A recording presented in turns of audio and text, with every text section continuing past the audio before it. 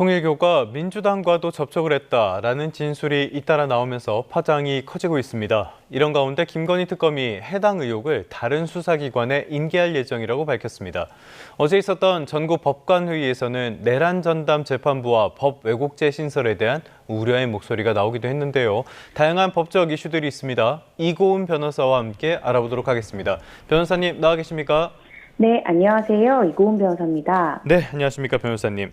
먼저 통일교 이야기부터 해보도록 하겠습니다. 윤영호 전 통일교 세계본부장의 폭로 이후로 굉장히 사안이 커지는 것 같습니다. 그러니까 이 사람의 주장은 국민의힘뿐만 아니라 민주당 인사들과도 접촉을 했다는 거죠? 네, 그렇습니다. 지금 윤영호 전 통일교 세계본부장의 증언, 진술 내용이 많은 파장을 낳고 있는 그런 상황인데요. 예. 윤영호 전 이 세계본부장의 이야기는 그렇습니다. 지금 2022년 대선을 앞두고 국민의힘뿐만 아니라 민주당 인사와도 여러 차례 접촉했다라는 거죠. 그리고 문재인 정부 시기였던 2017년부터 2021년까지는 민주당과 더 가까웠다 이렇게 이야기를 하고 있습니다. 예. 심지어 지난 2022년 교단 행사 전에는 현재 정부 이 장관급 인사 4명과 접촉했고 이 중 2명은 한학사 총재와도 만났다라고 발언했는데요.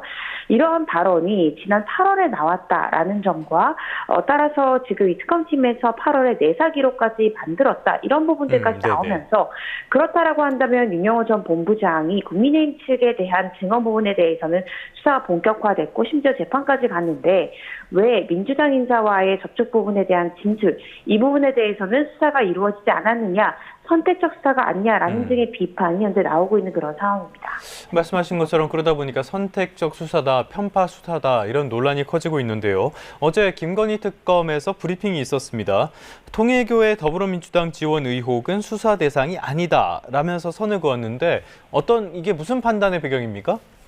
네, 지금 오정희 특검보는요, 어제 이제 브리핑에서 올해 8월 즈음에 이 한학사 총재 수사 과정에서 윤영호 전 통일교 세계본부장이 법정에서 이 민주당을 지원했다라는 진술 내용을 청취했고 내사 사건본을 부여받아서 사건 기록을 만들었다라는 것은 인정을 했습니다. 예. 다만 이 윤 전 본부장의 진술 내용이 인적, 물적, 시간적으로 볼 때 명백히 특검법 수사 대상에 해당되지 않아서 다른 수사기관에 인계할 예정이다라고 밝혔고요. 이렇게 이 민주당과 관련한 수사는 특검이 하지 않겠다라는 결정을 내리는 데에 내부에는 이견이 전혀 없었다라는 점을 여러 차례 강조하기도 했습니다. 그리고 예. 정당과 관련해서 특정 정당을 의도적으로 수사하지 않은 것이다라는 일부 시각은 전혀 사실이 아니다라고 오정희 특검보는 밝히기도 했습니다. 자, 그런데요. 이 특검법 2조를 보면요. 앞서서 여러 가지 사건 수사 과정에서 인지된 관련 범죄 행위 그리고 특별검사의 수사를 방해하는 일체의 행위 다 수사 대상으로 삼고 있거든요. 그렇게 되면은 이 사건을 인지를 하고도 수사를 하지 않았다. 별로 그렇게 납득이 되지 않는 것 같거든요. 어떻게 보십니까? 네, 저도 좀 납득하기가 어렵습니다. 물리적으로 또 시간적으로 부족했다라는 것은 지금 이 해당 내사 사건의 인자 시점이 12월이 아니지 않습니까? 8월입니다. 예. 8월이다라고 하면 12월 말까지 4달가량의 시간이 있고요. 그간 특검이 수사했던 수사 속도를 보면 한 달 안에도 한 사건을 규명하고 구속영장 청구와 기소가 충분히 이루어질 수 있었다라는 수사의 흐름을 볼 때 8월부터 수사했다면 과연 이것이 시간적으로 부족했느냐에 대한 의문이 생기고요. 그리고 말씀 주신 대로 특검법 2조에 따르면 결국 이 수사를 하다가 관련 사건이 인지될 경우에는 그 인지된 사건을 충분히 수사할 수 있다는 근거 규정이 있죠.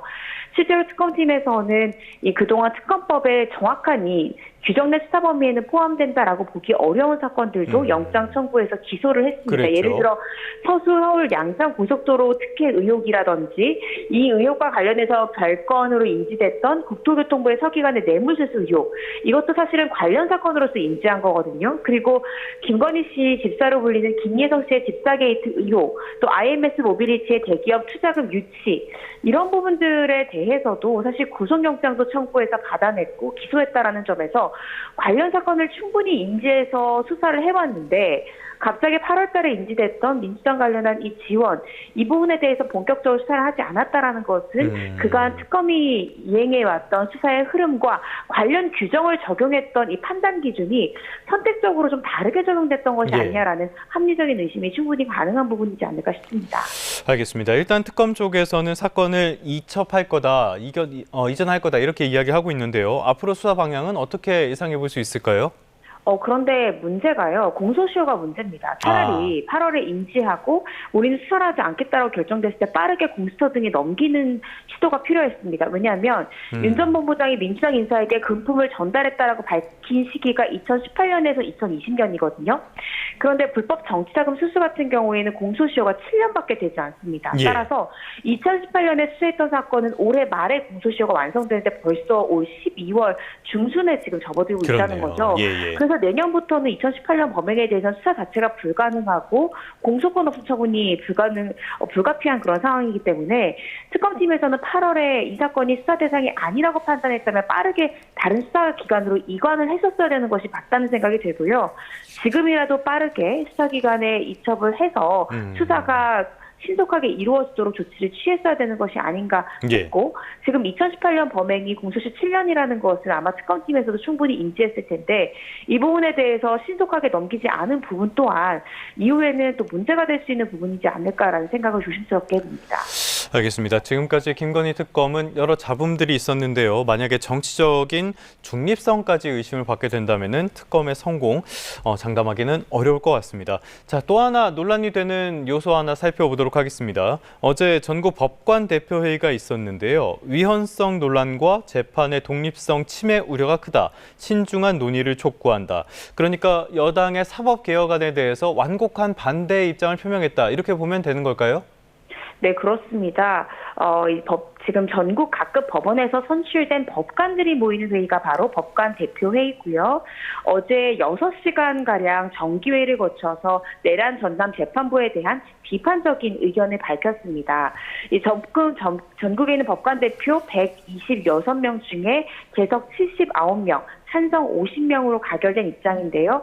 법관 대표들은 이 비상계엄과 관련된 재판의 중요성과 이에 대한 국민의 지대한 관심과 우려에 대해 엄중히 인식한다라면서도 이 내란전담 재판부 설치 법안과 법 왜곡죄 도입에 대해서 위헌성에 대한 논란과 함께 이 재판의 독립성을 침해할 우려가 크기 때문에 신중한 논의를 촉구한다라는 의견을 밝혔습니다. 이 부분에 대해서는 그간 법조계에서 내란전담 재판부가 설치되면 오히려 윤 전 대통령에 대한 재판이 지연될 가능성이 있다. 또 이 무작위로 배당한다라는 이 공정성에 대한 대원칙을 해야 하기 때문에 위헌성 논란으로도 번질 수 있다라는 우려가 꾸준히 제기되어 왔는데 어제 전국 법관 대표들이 또한 이 부분에 대해서 신중한 논의를 촉구한다라는 이 비판적인 의견을 개진한 상황입니다. 네, 지금까지 여당의 사법개혁안 그리고 여기에 더해서 내란 전담 재판부 설치 이 부분에 대해서는 대한변협이라든지 민변이라든지 그러니까 좌우와 여야를 가리지 않고 위헌에 대한 어떤 우려 같은 것들이 계속 나오고 있는 상황입니다. 이런 상황 속에서 사법부가 사법개혁에 대한 어떤 구체적인 대응책을 내놓을 수 있을까요? 사실상 이렇게 신중한 검토가 필요하다라는 것 외에는 실질적으로 지금 민주당이 다수석이기 때문에 법관 스스로나 혹은 여러 가지 지금 법원 측에서 어떠한 조치를 내기는 굉장히 어렵다라고 보여집니다. 그렇지만 지금 법원뿐만 아니라 말씀 주신 대로 변협에서도 이 삼권분립과 사법부의 독립원칙의 준수를 촉구한다라는 비판 성명을 냈고요. 뿐만 아니라 이 민변에서도 이 내란전담 재판부 설치법은 조금이라도 시비거리가 제공되지 않도록 헌법의 테두리 내에서 세밀하고 정교하게 제정되어야 한다라고 공통된 비판의 목소리가 나오고 있기 때문에 이런 부분들에 대해서 현 정부에서도 어느 정도 감안해서 조치를 취하지 않을까 싶고 사실상 사법부 스스로가 어떠한 조치를 취하기는 상당히 어려운 구조다라는 생각이 듭니다. 일단은 여당 쪽에서는 내란 전담 재판부 이거는 연내에 추진하겠다는 의사를 굽히지 않고 있거든요. 이게 어떤 부분에서 위헌의 소지가 있다는 겁니까?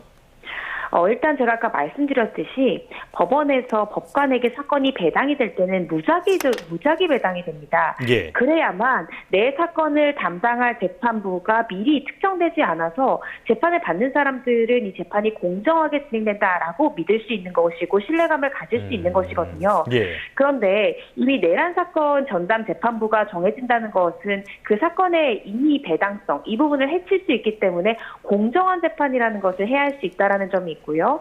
또 내란 전담 재판부를 구성하는 후보를 추천할 때도 입법부뿐만 아니라 지금 행정부로 분류될 수 있는 이 사법부, 행정부로 분류될 수 있는 예. 법무부의 추천이 들어간다라는 점에서 삼권 분립의 이 독립을 해야 할 수 있다라는 우려들이 지금 제기되고 있는 그런 상황입니다. 그러니까 사법부 독립의 3요소라고 하는 인적, 물적, 그리고 재판의 독립 전부 다 방해를 받을 수 있다라는 지적인 건데요. 이런 요소들도 잘 귀담아 들어서 사법개혁도 차질 없이 진행을 했으면 좋겠습니다. 자, 이제는 연예계로 한번 가보도록 하겠습니다. 지금 연예계가 여러 가지 이슈로 시끄러운데요. 먼저 개그우먼 박나래 씨부터 살펴보도록 하겠습니다. 어제 방송활동을 중단한다라는 선언을 했는데요. 그렇다면 앞으로 수사는 어떻게 진행될 걸로 보십니까?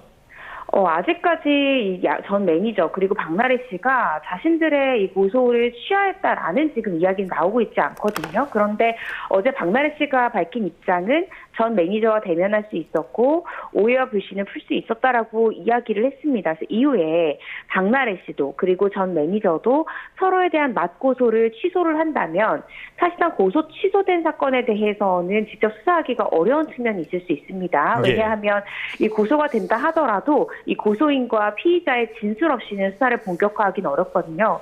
그런데 문제는 이 박나래 씨 관련해서 소위 이 주사이모라고 불려지는 이 여성에 대한 수사는 본격화될 수 있을 것 같습니다. 이면태 전 대한의사협회장 같은 경우에는 이 주사이모라고 불려지는 사람에 대해서 검찰에 고발을 했고요.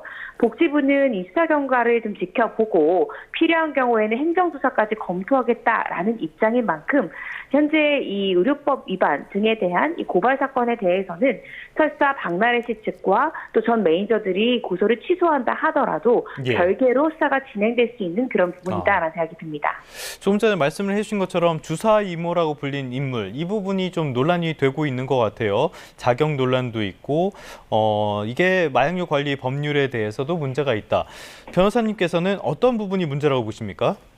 일단은 이 주사이모라는 사람이 과연 국내에서 의료행위가 가능한 의사면허를 취득했는가 그 부분이 수사의 가장 시작점이 될 것이라 보여집니다. 예. 그 주사이모라고 불려지는 인물은 자신이 이제 외국에서 어떤 의과대학 교수로도 내가 활동했다라는 취지로 올렸지만 그렇다라고 해서 그 해당 국가의 의사면허를 취득했는가에 대해서 정확히 밝히고 있지 않고요. 또 설사 외국에서 의사면허가 있다 하더라도 일정 요건 하에 우리나라에서도 국내 이 의료인으로서 활동할 수 있기 때문에 과연 우리나라에서 의사면허를 취득했는가 이 부분이 수사의 시작점이 될 것 같습니다. 만약 그렇지 않는다 한다면 이 자체가 의료법 위반이 될 수 있는 것이고요.